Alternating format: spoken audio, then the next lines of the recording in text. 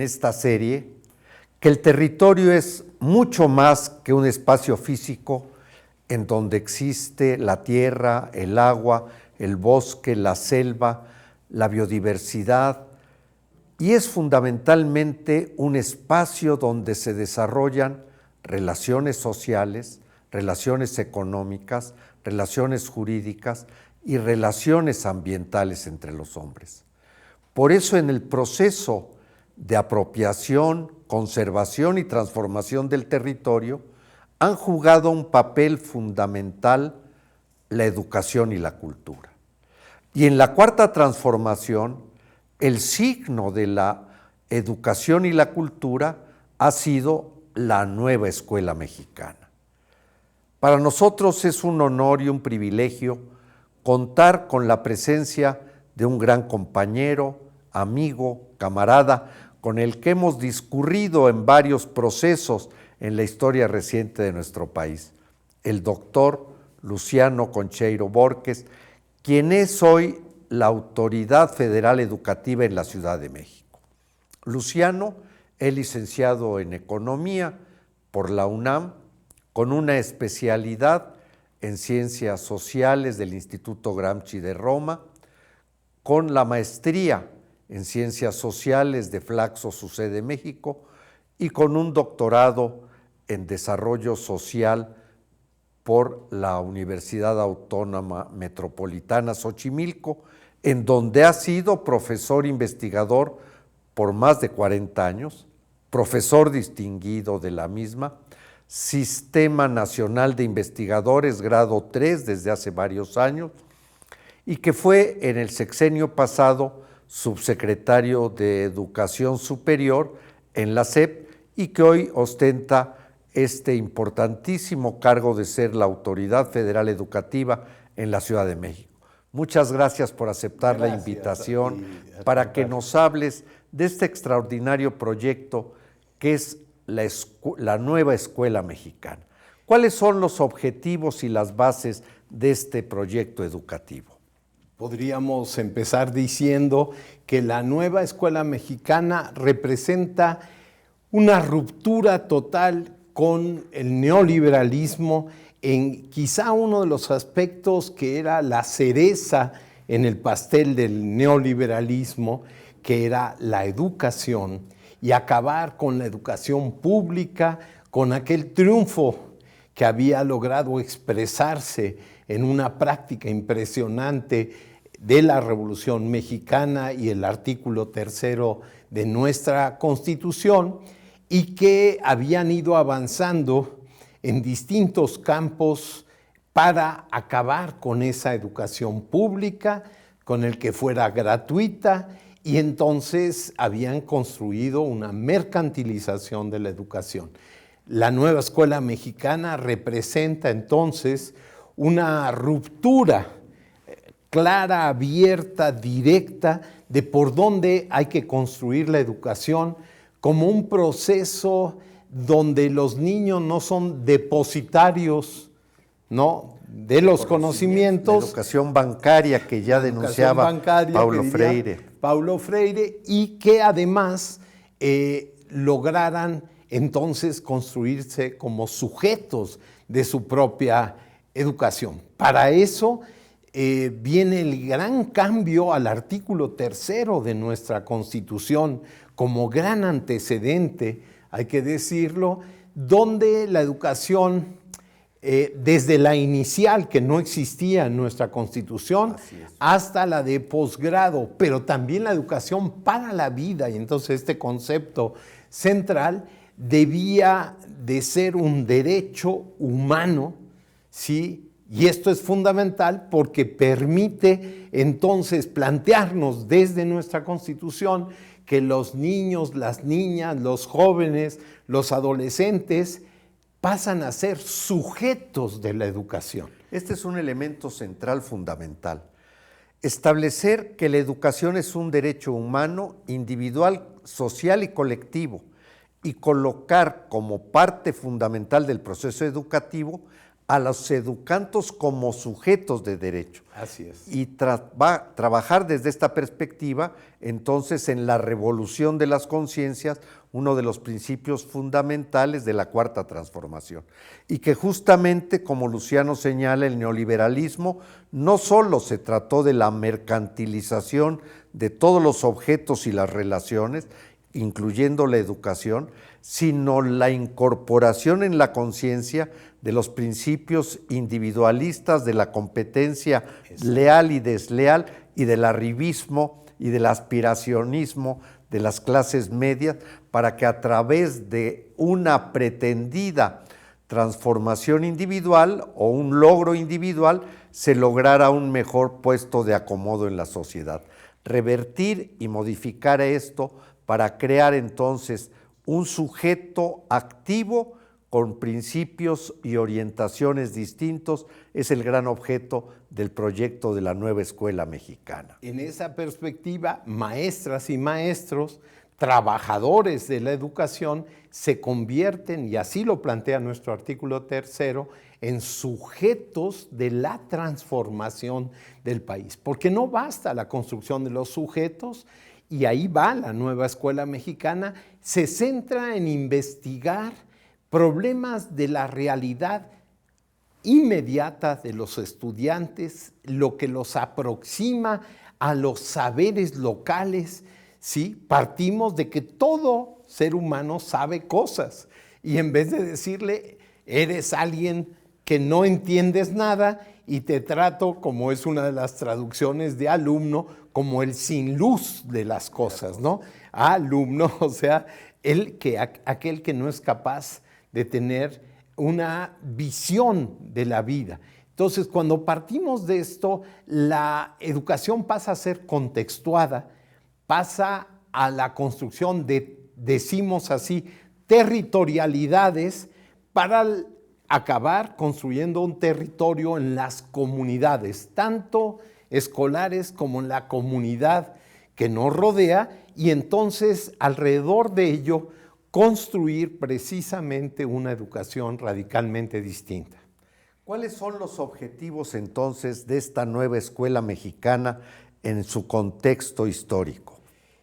Básicamente podríamos decir romper con la idea de las materias y de una división por materias para construir sobre la base de las disciplinas y de la interdisciplina a partir de un análisis concreto de ciertos temas. Bueno, hay algunos maravillosos alrededor del cambio climático, los niños escogen y las niñas el tema del cambio climático a partir de que en la escuela es insoportable el calor.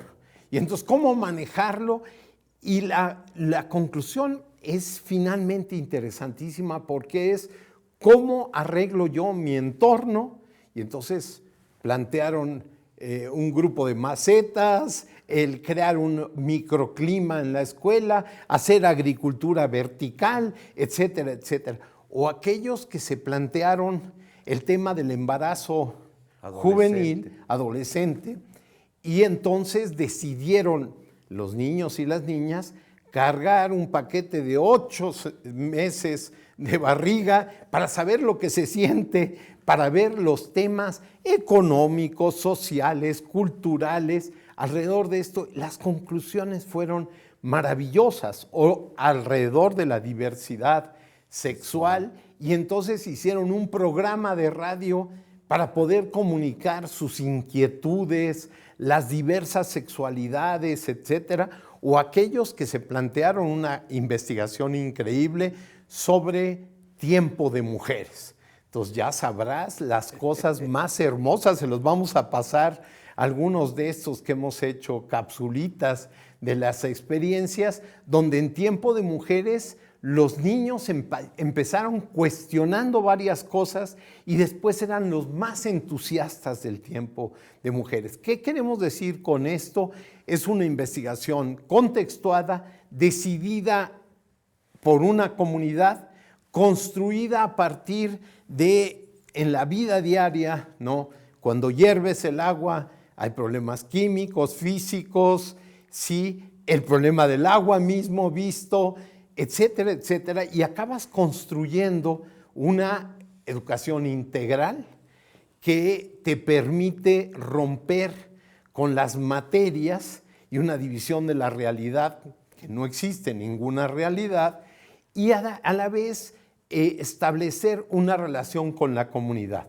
Cuando tú decides, por ejemplo, una investigación sobre los códices, agarras un códice y empiezas a ir por la memoria comunitaria. Abuelas, abuelos, padres, madres empiezan a intervenir, te vas a la comunidad y acabas convirtiendo la memoria en un elemento de relación de la comunidad escolar con la comunidad en general.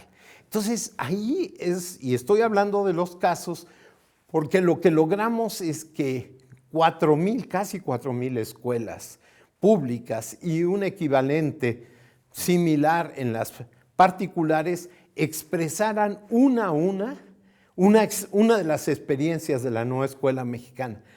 Es impresionante la revolución. Ahora estamos acabando un libro de devolución de todas estas experiencias. Es increíble la revolución que tienen alrededor de la educación, con resultados. A solo 2 años de haberse empezado a instrumentar la nueva escuela mexicana, increíbles de lo que es la participación a través de la generación también de la autonomía profesional de las maestras y maestros, del codiseño que todavía estamos trabajando precisamente para este ciclo que acaba de empezar el lunes.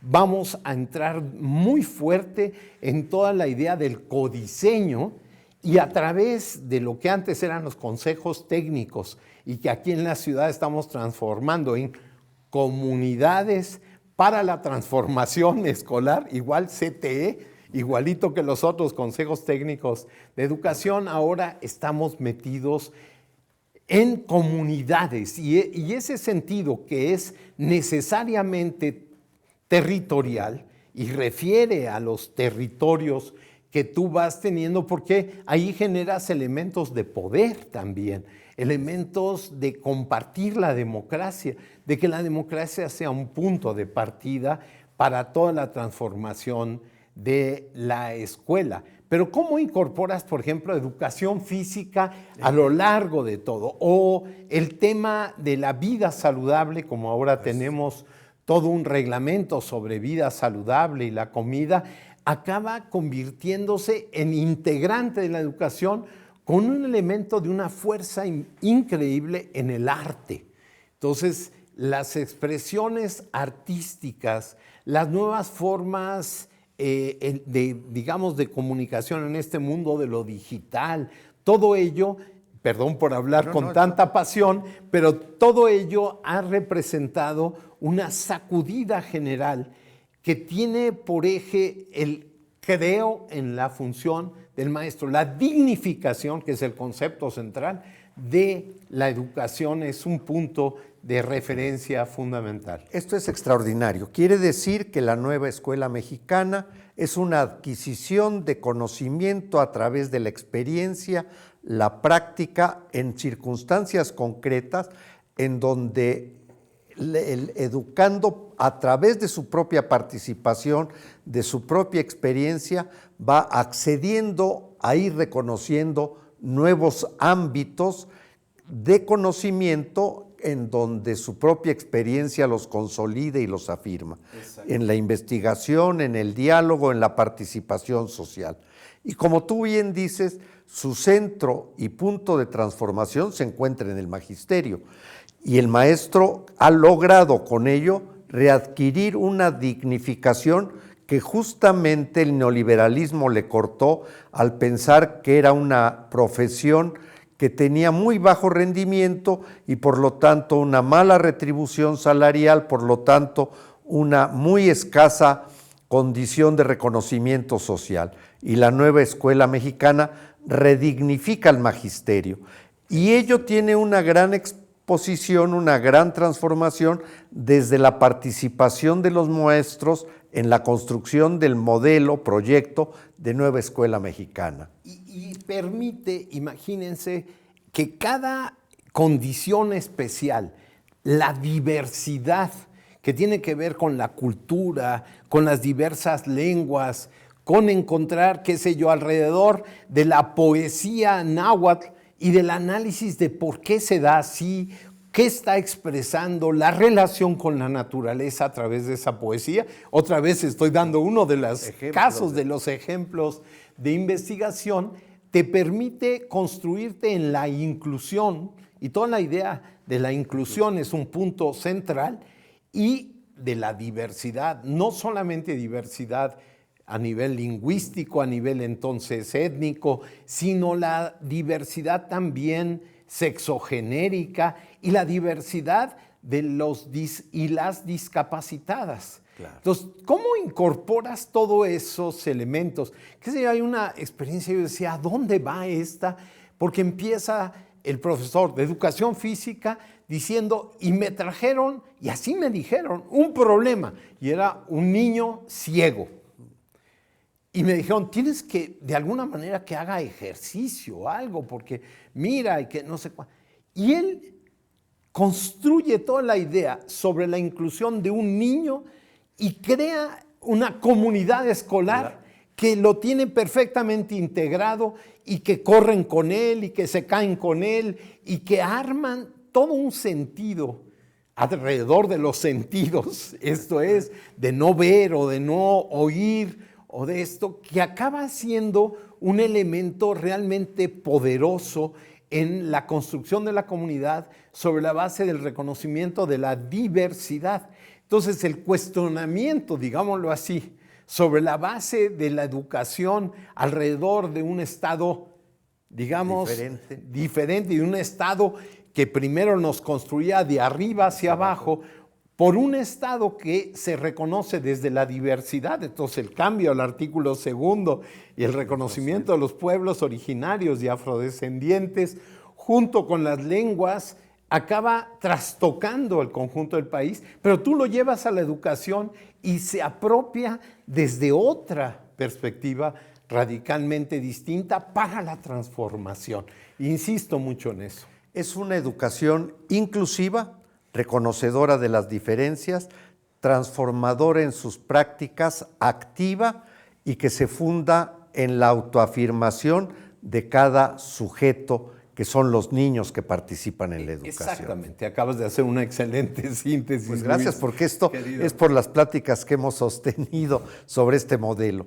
Pero para arribar a él, el magisterio tuvo una importante participación, que es algo que los neoliberales han negado, que sea un proceso que surge desde la base y han querido entender y establecer que es una imposición del Estado.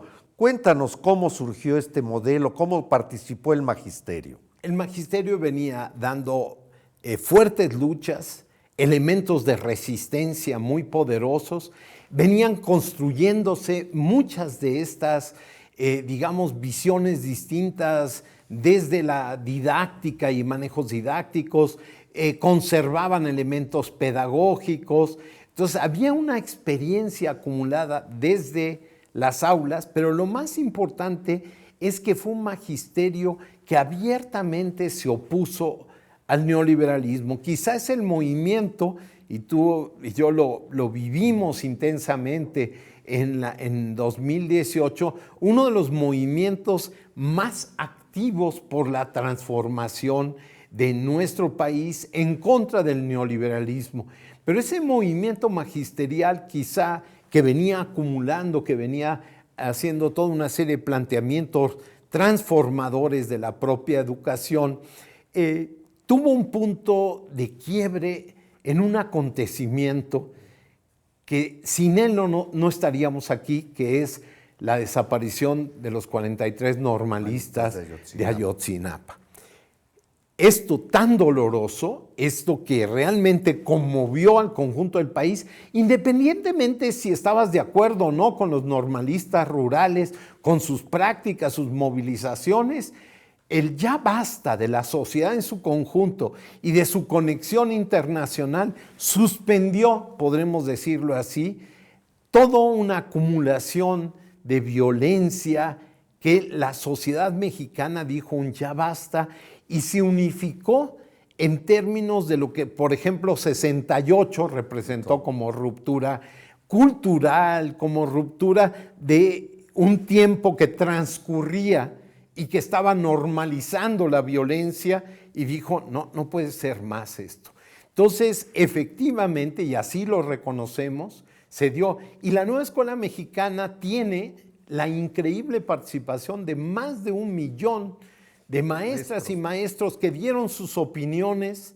Los libros de texto están construidos desde el magisterio, la cantidad de propuestas que se recibieron, pero además fuimos estado por estado en asambleas multitudinarias debatiendo la nueva escuela mexicana, los elementos que la componen, los elementos que deberían aparecer en los libros de texto, que dejaron de ser una guía que había que seguir punto A, B y al C, para convertirse en un referente general que te hace propuestas, que te abre una perspectiva importante, pero que permite efectivamente que la autonomía profesional de la maestra y el maestro adquiera forma, que en los estados de distintos colores se apropie esto como una política de Estado y no de partido, que puedas incluir entonces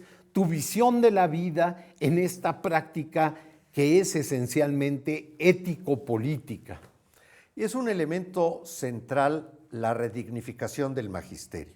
Ya señalábamos que una de las características del neoliberalismo fue justamente la desvalorización de la acción transformadora que el magisterio ha tenido a lo largo de la historia de nuestro país y particularmente en el siglo XX, y que ello se tradujo en la reducción salarial, en la reducción de prestaciones, en la reducción de la participación activa, condenándolos a un burocratismo vacío que estaba condenado a una superdevaluación en su reconocimiento.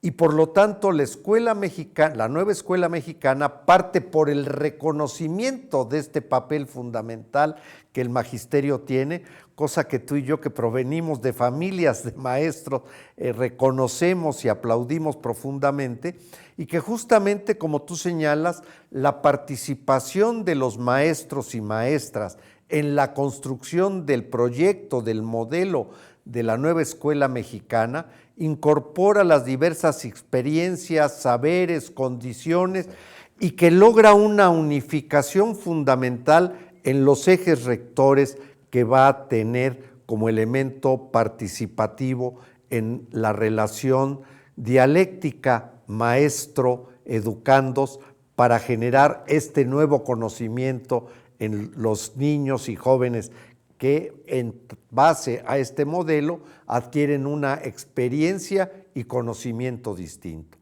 Y por ello hay un compromiso enorme del magisterio para llevar adelante los objetivos y contenidos de la nueva escuela mexicana. Y esta nueva escuela mexicana se llama así por el referente durante el cardenismo, que también la definió como nueva escuela mexicana y que tuvo un arraigo en pedagogías propias interesantísimas, y lo que hoy le llamamos la pedagogía de todo esto que estás diciendo tú, de la experiencia. Esto es aquellas prácticas que funcionan, que hacen un referente a los procesos de enseñanza y aprendizaje, porque la I conjuntiva acaba siendo central. No es guión aprendizaje, sino es directamente enseñanza y aprendizaje, y el cambio de roles. Ver a los niños mayores, el 50% de las escuelas de este país aproximadamente son multigrado. Muchos menos estudiantes en las multigrado, porque son las que están en el mundo rural, en las periferias de las ciudades, etcétera. Pero aquí ver cómo los niños pequeños reeducan a los mayores, diciéndole por qué buleas, ¿no? ¿Por qué hay una violencia entre pares? ¿Por qué tú has perdido tu sentido de colaboración? Lo hemos hemos asistido a esos debates de los pequeñines sobre los mayores, o los mayores explicando sus ideas, o una escuela que los niños de segundo grado con los de quinto, logran plantearse alrededor, una escuela que se había venido abajo, que se está reconstruyendo, etcétera, en el temblor del 17, les plantearon a sus maestros el tema de los temblores, y digo la conclusión, porque fue interesantísima la lectura.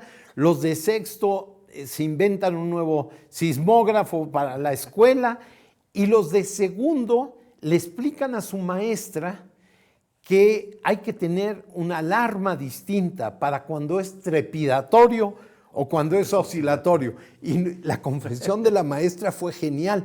No tenía yo ni idea de la diferencia. Y me dice un pedacito de gente, oye, el problema es que en oscilatorio no nos debes dejar de volver a entrar a la escuela porque se puede venir abajo en trepidatorio. Y entonces proponen una alarma distinta y hasta proponen que cómo debe de ser cuando es uno o es el otro. Bueno, estás buscando solución a tus problemas de la vida diaria, de cómo vas a manejar el tema de la falta de agua o de la sobra de agua que nos sobra ahora. O sea, estás alrededor de eso conjuntando toda una serie de conocimientos propios, científicos. Aquí no estamos para nada por eso. Y los resultados medibles por las maestras y maestros son increíbles. Los porcentajes de mejor, digamos, comprensión en la lectura, de mejor escritura, de los temas de matemáticas, manejando las matemáticas desde los mayas y entonces vigesimal, y entonces trastocando toda tu idea de cómo cuentas, y entonces iban de guaraches los niños aquí en la ciudad para contarse los 20 dedos, ¿no? Y cómo entrarle precisamente en esa lógica. Acabas teniendo temas que te transforman como educación. Esto es muy importante porque no renuncia al poder conocer lo que socialmente ya se tiene adquirido, pero adquirirlo por cuenta propia a través de la propia experiencia, exacto, del diálogo y de la participación. Y cómo a partir de lo que ya se conoce socialmente, cada niño adquiere su propia experiencia, construye su propio conocimiento y participa en donde además se incorporan otros valores, que son el de la tolerancia, el de la participación, el de la convivencia y el de la reciprocidad. Y esto es parte de una cultura de la paz que también es otro elemento muy importante en la nueva escuela mexicana. Por ejemplo, la distribución de este año, de por dónde tú puedes pedir entrar a una escuela, no quitamos la calificación, pero pasó a la última de las variables, porque una escuela heterogénea pedagógicamente es la que funciona. Una escuela homogeneizada no funciona de la misma manera porque no hay elementos que te permitan efectivamente jalonear y empujar las cosas que tienes que hacer. Pero entonces, en esa perspectiva, para nosotros ha acabado de ser esencial todo un cambio en la gestión, la simplificación y desburocratización y quitarnos de encima tantas tareas administrativas, reglamentar toda la visión de por qué tiene que ser un ámbito de cultura de paz la escuela, de salud en términos generales y particularmente alrededor de la comida, el sacar a la comida chatarra. Ese es un gran logro, pero empezar a discutir con los niños y niñas qué significa comer bien, ¿sí? ¿Qué significa en un país con la tendencia fuerte que tiene a la obesidad, a la diabetes, que es incosteable ya socialmente hablando?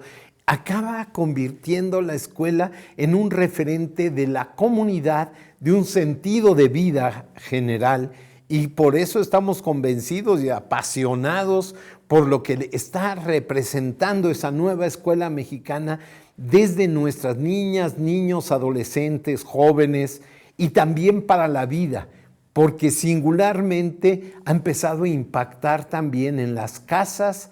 Volvimos a meter, hay un libro de texto que se va a la casa para con la abuela, el abuelo, el padre, la madre, la tía, el tutor, la tutora, lograr también entender lo que significa la transformación que tiene la escuela. Entonces, incluir a la sociedad en una nueva forma de entender el mundo y de cómo entenderlo para transformarlo, acaba siendo un elemento de impacto social impresionante. Yo me atrevo a decir que estamos ante una completa reforma intelectual, revolución, diríamos, estaba usando un término de Antonio Gramsci precisamente, de revolución moral e intelectual, sí, poderosísima, porque tiene un sentido de reconstrucción del tejido social alrededor de las prácticas de territorialidades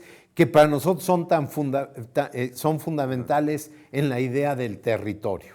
Y que esto tiene un sentido, un objetivo práctico y preciso.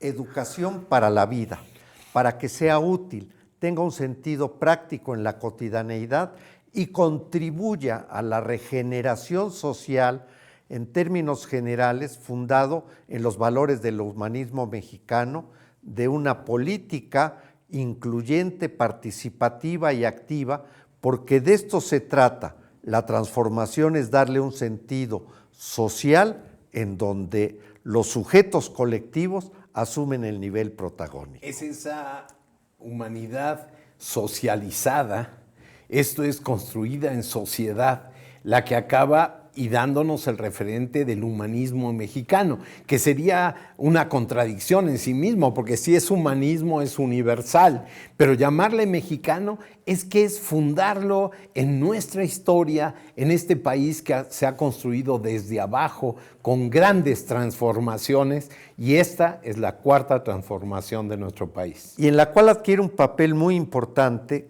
que el Estado se amplía en sus condiciones, lo que tú has venido denominando hace tiempo el Estado ampliado, en donde es la sociedad la que a través de sus prácticas colectivas amplía esta función de transformación en muchos ámbitos, pero particularmente en este caso en la educación. Así es, esa sería la síntesis, podríamos decir, porque es la transformación del Estado mexicano.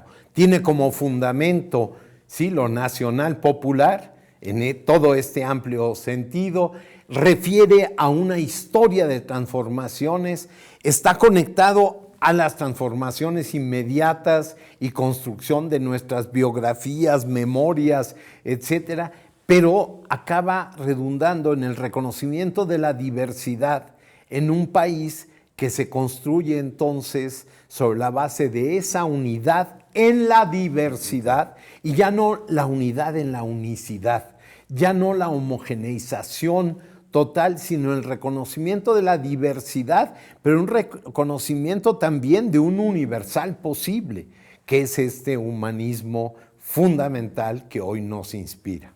Pues muchas gracias, Luciano. Es indudable que tu gran experiencia, tu trayectoria como luchador social, fundador de Morena, un cuadro muy importante que sería lo último que te pediría nos comentaras, porque es esto lo que ilumina y da sentido a tu práctica como servidor público hoy. Bueno, nos incorporamos a todo esto desde la izquierda, que empieza a unificarse en una vocación de crear un proyecto no sectario, sino de lograr una contrahegemonía general para la construcción de una nueva cultura política, pero después derivamos, y es importantísimo, en el proyecto alternativo de nación.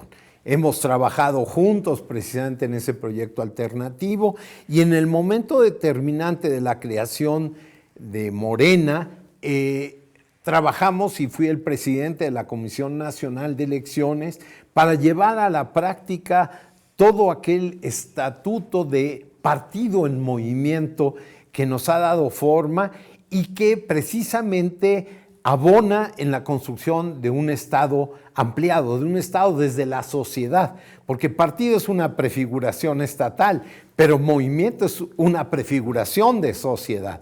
Tener un partido en movimiento y un sentido entonces general de un Estado ampliado es el espíritu general de Morena. Después yo no quería puestos ni nada por el estilo, pero con Andrés Manuel López Obrador determinó que fuera yo a la educación superior como subsecretario. Donde jugaste un papel fundamental en la transformación de este nivel de educativo que también estaba controlado y dominado y sigue estando en sectores importantes por el neoliberalismo. Logramos una ley general de educación superior, aportamos a la ley general de educación, o sea, hoy hay una perspectiva de todo lo que acabo de hablar en el artículo 3, artículo 2 de nuestra Constitución, su derivación en las leyes que de ahí se derivan y en la construcción sobre todo de esta nueva escuela mexicana que fue la síntesis general,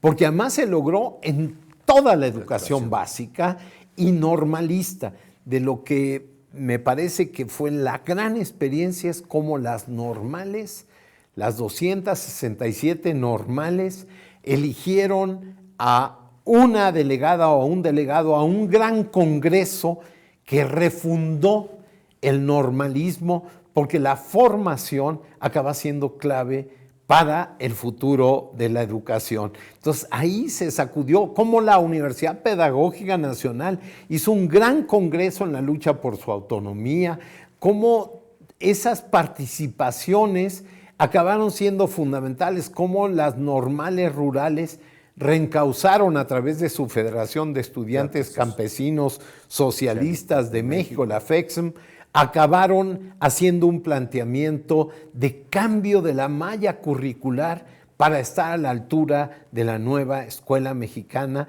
porque ahí sí se logró el codiseño plenamente y cambiamos las 17 carreras de las normales con sus respectivos programas, y esto trajo consigo la plataforma para los intelectuales básicos junto con la UPN para esa gran transformación de la nueva escuela mexicana.